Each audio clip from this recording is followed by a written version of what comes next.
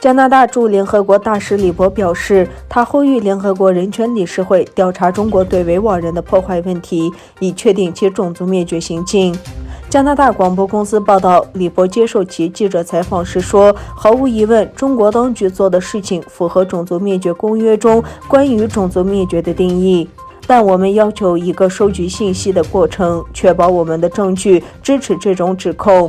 上个月，加拿大国会众议院小组委员会提交了一份报告，得出结论称，中国对大多数穆斯林少数民族的待遇，包括在集中营大规模拘留、强迫劳动和注入强迫绝育等人口控制措施，符合种族灭绝的定义。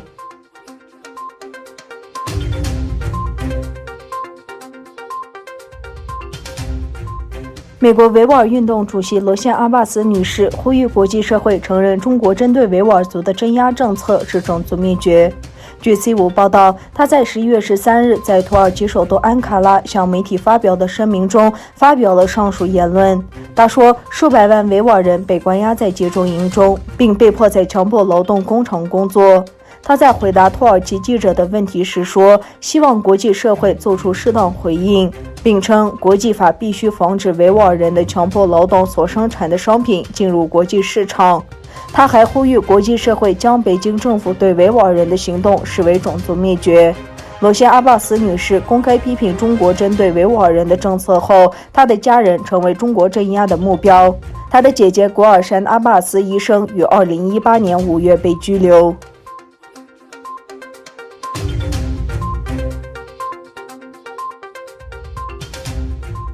1933年和1944年11月12日，在东突厥散建立的共和国87和76周年，以世界各地的各种形式庆祝。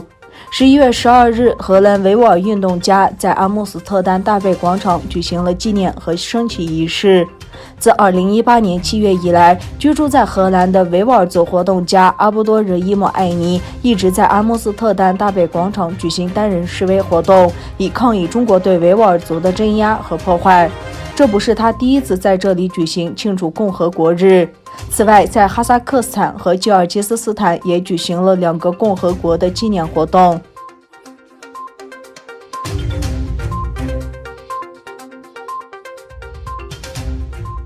经过长达8年的磋商，包含中国、日本和韩国等15国在内的区域全面经济伙伴关系协定于15日在东亚合作领导人系列会议期间正式签署。成员国包括东盟10国、印度尼西亚、马来西亚、菲律宾、泰国、新加坡、文莱、柬埔寨、老挝、缅甸、越南与中国、日本、韩国、澳大利亚、新西兰。预计该计划将在签字国得到批准并生效。需要指出的是，中国、日本和韩国是第一次同时成为自由贸易协定的缔约国。